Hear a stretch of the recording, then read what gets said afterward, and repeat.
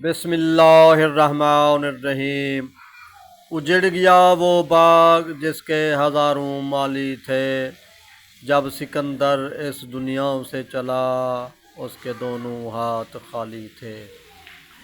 یہ سردار جعفر خان لیگاری کی کوٹھی واقع چک مسو تحصیل کوٹ چھٹا میں ان کے لگائے ہوئے جنگلات، جن کو بانس کے جنگلات کہا جاتا ہے، اس میں قدرتی ماحول میں بنائی گئی جنت نظیر کوٹھی ہے، جہاں ان کے نوکر راج کرتے ہیں، جہاں لوگوں کو دیکھنے کی اجازت نہیں ہے۔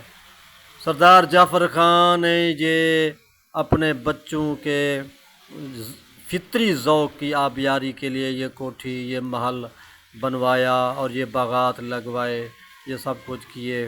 آج جعفر خان ہم میں نہیں رہے۔ مینا جعفر اور ان کی اکلوتی بیٹی فاطمہ کی ملکیت یہ کوٹھی۔